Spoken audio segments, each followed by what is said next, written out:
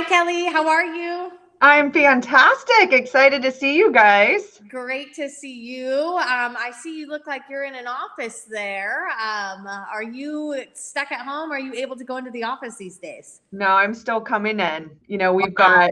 got the majority of our workforce working from home, which was a huge transition for us, but there are just a few of us coming into the office and social distancing and not doing meetings, still doing Zoom, but from across the office. Right, right. I love that. Awesome. Um, well, if you wouldn't mind sharing just a little bit with the world about who you are, what you do, and how you got to where you are today. Yeah, wow, that's a loaded one. So my name's Kelly Resendez, and I'm an EVP over at LoanPal, a consumer finance and mortgage company here, headquartered in Placer County. I'm also a mom. I've got two teenagers that are 15 and 17, trapped at home, which they're starting to get bored. I've joked with them. I'm like, you totally manifested this. Like every teenager that's been like, I don't want to go to school. This is all on their shoulders. So, but they're all now feeling the pain of not having connection at school. So, in addition to my role here at Lone Pal, I also am a writer and a speaker. So that is one of the I would say just most rewarding things that I get to do is just be in that place of impact and influence and being able to kind of share my story and my journey of, self-discovery, self-awareness, finding my consciousness back in the early days, being in the corporate environment and being able to share that with other people like myself that might be in that world of grinding too hard and not feeling like their life is purpose filled or not feeling like they're fulfilled enough. So I also get an opportunity to inspire those people. Wow. Well, that was quite the list of accomplishments and things that you do. And I'm sure everybody can see now why we wanted to sit down and chat with you. The world is obviously experiencing something that we've not experienced before and hopefully we'll never experience again. But what it's bringing is a lot of uncertainty in a lot of different for people. So we wanted to start with what are you doing right now to cope with all this uncertainty? Yeah, I would tell you that number one, just my own personality has a lot more resilience for uncertainty. We're all different.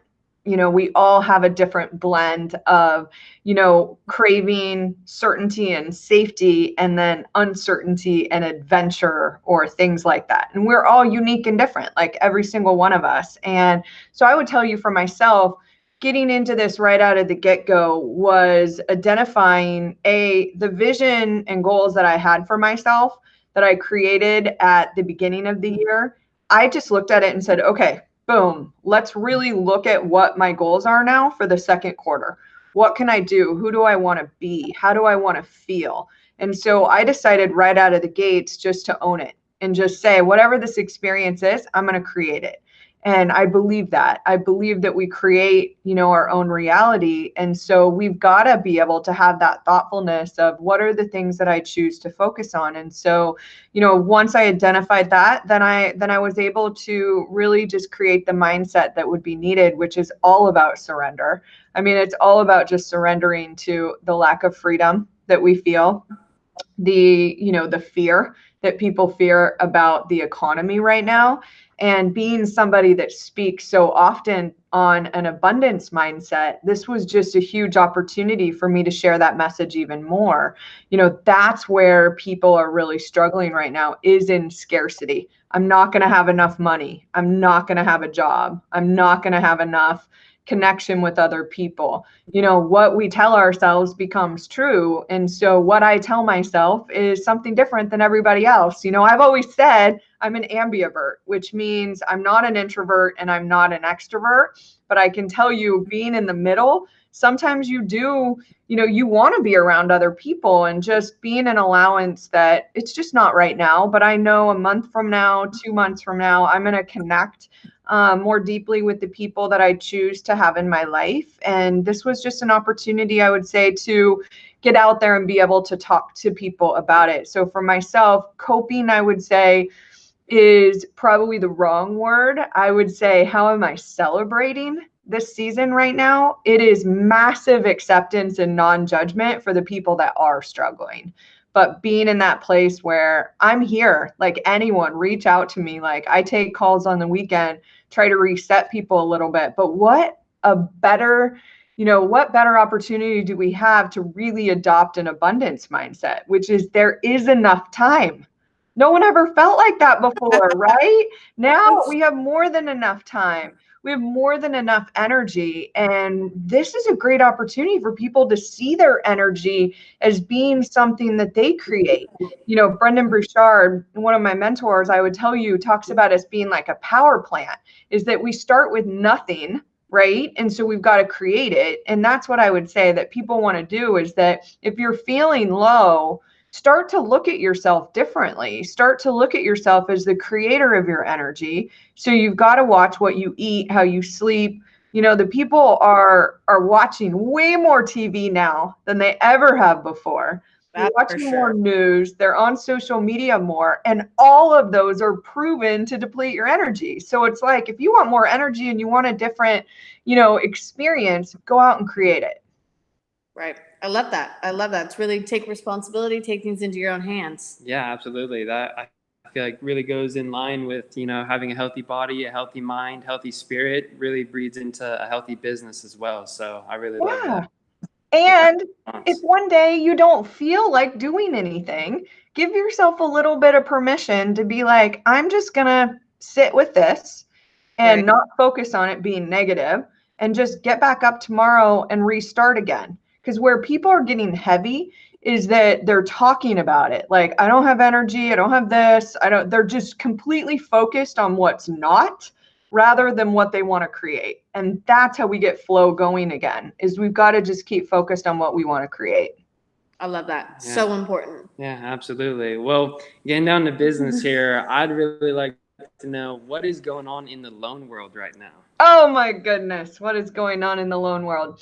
Having been through multiple markets where we've had a lot of volatility, I will say first and foremost that I have massive gratitude for the fact that we have Fannie Mae, Freddie Mac, HUD, VA, etc. Because if we didn't, we would be collapsed. The investors are out. They're out. Non-QM are loans that, are outside of the box, or even jumbo investors, they're out. They're like, this is not the time for us to invest in mortgage-backed securities. So, we have to focus on the massive gratitude, as much volatility as we've had, for the fact that we've still got a flow of money that's going back into the real estate market. And so, the last 45 days have been pretty volatile. Just with policy changes, and most recently really having to look at tightening around employment. So we've got non-essential businesses where people may have been in contract or trying to get loans, that maybe their hours just got cut, or worse, they lost their job. So there's going to be more, I would say, red tape or overlays when it comes to how often we verify employment, things like that. And I would just tell, for all of the real estate agents out there, as challenging as it could be, that you get close to the finish line and find out, unfortunately, this isn't going to be able to go through. It is much better for the economy than having that person close escrow and you get your paycheck, and then a week later, they end up defaulting on that mortgage loan, because that's what's really going to create. So I would advise anyone, don't experience it through your own eyes. Experience it through the bigger vision of what holds stability: low defaults, low deferment, low forbearance, things like that. And so we don't want to be out there, just in a way where we're encouraging people to not make payments when they can afford to, things like that, because it will affect them in the long run. And we want to keep this market going. Rates are still absolutely amazing. And so it is still a great time to buy. But I would say that if you're somebody that's just kind of on the fence of believing, oh, I want to wait, or that kind of thing, we just don't know what that loss is going to be for you, or gain. Maybe rates, I can't imagine rates going any lower. I just can't. I can't imagine rates going any lower. And I would want to be in a market right now where I create certainty for myself, which means I know where I'm going to live. Like, not knowing where you're going to live creates even more uncertainty. So I would just really focus on what your individual vision is. Real estate is a great long-term investment, but we are still funding loans like crazy. We're actually just having record-breaking months right now, which is awesome. And I'm still hiring. So that's a good thing too. Love it. Love it. Love it. Well, thanks for all the information. That was action-packed. When we're looking at this market, do you think right now it's facts that are really driving the market and impacting it, or do you think it's more consumer perception or buyer and seller perception? Yeah, well, when you really think about markets, it all boils down to basic economics, right? Supply and demand. That's it. That's what happens. Then you overlay on top of that consumer confidence. And I would say that we have some people that are confident and others that aren't. But I want to remind everyone, before this happened, we had a severe inventory challenge. Severe. We just did not have enough inventory. And so I think that we're in a healthy space now of where it's a really good time to do either. I think we're in a pretty neutral market where we're not flooded with listings and we're not flooded, on the opposite of that. And so I believe wholeheartedly that the best time to buy is when it's uniquely perfect for you and your family. Like, we want to this is our housing. Now, if this is an investment, it's a lot different. There are other things that you have to consider. Investing right now, when a lot of people are just choosing not to pay rent, it's a struggle for those people that are out there today. If you're going into the Airbnb market, not the best time to probably acquire property yet, right? So I would just look at your individual situation and make that decision. But if I could lock in an all-time low interest rate at a time where pricing is good, like, I'd take advantage of it right now. Yeah, great advice. Yeah. And we've been having that exact conversation with a lot of our buyers and sellers.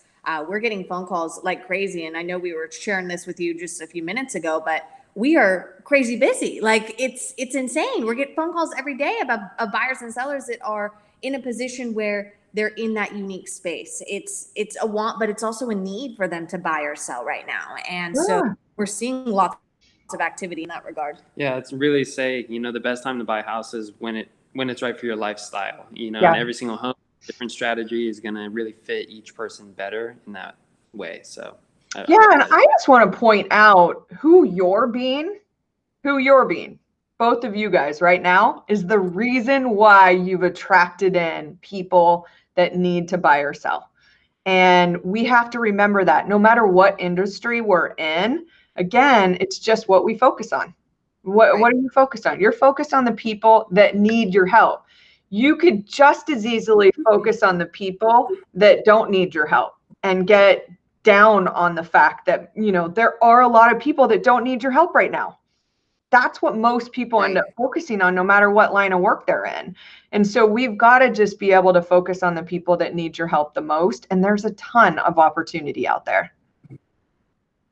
Yeah, well, thank you for saying that. And that's what we try to do. Honestly, we know we connect with you. We're cut from the same cloth. We're like-minded in the way we approach life. And Chase and I really try to stay focused on that abundance mindset and what we want. And we don't let scarcity or fear bog us down, because we know those are truly our Achilles heel, if you will. Fear can take over very quickly. And so we'd rather allow love and joy and positivity and growth and evolution to take over instead. So and if I'm a consumer, I'm like, do I want to work with people that bring that into my life for 45 to 60 to 90 days? Like, I just knowing you guys both. You want positivity. Yeah. I love being around people like that. And it's a big long-term decision on who you work with. Right. Well, we appreciate you noticing that. Yeah, absolutely. So my next question for you is, what kind of predictions do you have for our economy and just kind of consumer behavior, maybe when all of this dust settles from the coronavirus? Yeah, I wish that, like any other person that's in business or finance or whatnot that we really had a crystal ball. But right now, the number one question I You'd think be on very everyone's rich mind, if you had a crystal ball. I know. But it is, how long is this going to take? And then how long is it going to take for us to get back to normal? We know cash doesn't solve problems. Like, it's great. We had the stimulus, but that's not the long-term solution for what's going to create, what we need. And I think that we're going to be in a good space in terms of just, I think that there were a lot of companies that needed, like, they may have been overvalued. We've seen seasons like that. I mean, the market's going to correct itself when it's overvalued. And this was a time where, we're looking to companies to become more resourceful, to be in a better, more creative state in order to, I would say, improve the lives of our employees and improve the environment as well. And I look at this season and I'm like, oh my gosh, how much better of a world would we have if we really had a more thoughtful economy where we thought about people connecting with their families more, or we thought about the fact that we needed to reduce carbon in the atmosphere and make bigger changes. And so this is a huge opportunity for us right now. This is, what I would say most people are calling a transition into a giving economy. And that is, I will tell you, our company is world positive. And if anyone's listening, if you are working at a company that's not world positive, which means that you improve the lives of the people that you're serving, or just the environment in general, you're not going to make it in the new world. Like, you're just not, because at some point people are going to start to question things. We're already seeing the posts like, why are we so worried about the number of deaths that Corona's causing when diabetes is up here? People are asking questions that they haven't asked before. Diabetes is preventable in so many situations, and yet we have world negative companies that are contributing to it. So I think that we're going to see this shift occurring over time where we are a little bit more thoughtful about humans. And I don't know if you guys saw, there was a article that was written about governments who had females that were leading the countries through Corona and how different their country experienced this. They made decisions that came more from a place of, how do I feel about protecting my people, rather than how do I feel about protecting our economy. And I think that when we get to that place of, when we protect the people, the economy will end up flourishing. Right. No, absolutely. It's the law of karma, as we call it in Vedanta philosophy, right? Karma means action. It doesn't mean what goes around comes around. Kind of does, but it doesn't have to be scary. And it's about making choices that are evolutionary, choices that serve not only yourself, but that will serve every other person that's influenced by it. And I love that you brought that up, because it is so true. The world is going to have to shift to that place of when the love of power becomes a lot less important than the power of. Absolutely. And that's where, I look at our company, we're thriving right now. We're the #1 solar financing company in the nation. Wow. And so we're doing our part to bring green energy financing to a greater level. And then with that, we've got our nonprofit that's just called givepower.org, where we're bringing solar and water filtration plants all over the world to countries that just don't have access to clean water or energy. And so every day I get to be a part of that. And it just makes our employees, when we ask them, we've got 550 employees, like, hey, overnight, we've got to pivot. We've got to do this. We've got to do this. We've got to do this. They don't ask why, or are we making the right decisions? They already trust that we're going to do right by them and the environment at the same time. I love that, because that is important. People want to feel like they're part of something bigger, and they want to feel like they have a purpose in all action in life. Yeah. So, but it's also a struggle, because there's a lot of people that are probably listening right now that are asking themselves, they've heard this word purpose so many times, but they don't feel it in their bones, right? They go to work every day, they do all of these other things. And I look at this as an opportunistic season for us all to really just ask ourselves, like, what brings me energy when I do it? Like what really gets me going? Because that's just where your purpose is found, right? When you create energy doing something that's beneficial, and it 99% of the time it boils down to contribution. I mean, that is where most of us really feel purpose driven, is when we are contributing to the greater good. I love that. And I like how simplistic you made that word purpose for everybody, because a lot of people think that their purpose is some big old crazy thing that they gotta go to Bali to discover Yeah. or fast for 30 days to figure it out, or whatever it might be. But you're right. It's whatever brings you energy. It's whatever makes you come alive when you're doing it. That's it. And the more we simplify it, like right now, for me, it's just impact. That's it. I just want to make an impact in people's lives. I get to live my purpose every day, whether I'm at work, I'm with my kids, I'm on a walk, whatever it is. And I'm not searching. That's where people get off track, is this search. Now, I would love to go to Bali and have a great time with the elephants and do yoga all day long too, but I don't need to go there to do it. I definitely, I don't know if you remember that book, Eat, Pray, Love. When I first read it, I'm like, every woman with children is going to hate you instantaneously, because I can't even, at the season that I read that book, I'm like, I couldn't even go to the bathroom without a small child asking me for something. Like, I had to go into my bathroom to try to hide from these kids. I couldn't go to Bali or to Italy or to India or any of these other things. And yet I have such an appreciation for just journey in general. And I love Elizabeth. Don't get me wrong. She's amazing. But I think that we all have to just create our own journey to self-discovery. Yeah, one size does not fit all. No. That is for sure. So, all right. Well, I think we've got a little taste of it, but I would love for you to speak on what your Big Voices project is, and this created that honestly is unbelievable. Thank you. Well, honestly, when Big Voices came to me as something that I wanted to write, it was at the tail of what I would say was a 10, 15-year journey of finding me, love for myself, acceptance of mistakes that I'd made, and then how I survived going through some severe family trauma. And it was a book that I had to write to get through it. And it was kind of just that final, like, okay, I'm going to write this for me. This is my healing journey of letting go, surrendering, finding my big voice, being able to discern all of the voices that I had in my head, because I found the consciousness movement in about 2004. And when I first got into the consciousness movement, when you start to watch your thoughts, you get exhausted, because instead of just thinking, you're thinking about thinking about thinking about thinking, and I always joke with people, and I'm like, I wanted to hunt Eckhart Tolle down, because I was very angry at him. And, for the first 6 months, because I was just like, this is so much energy going into watching my thoughts.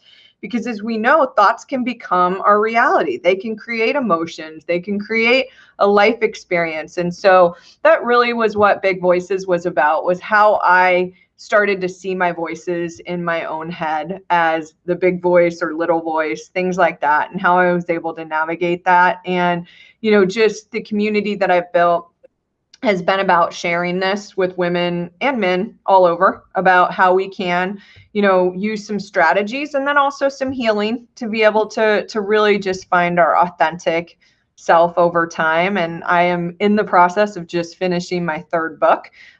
We haven't quite gone into editing yet, so that will be really exciting to bring out. But, in terms of Big Voices, I've got a course online.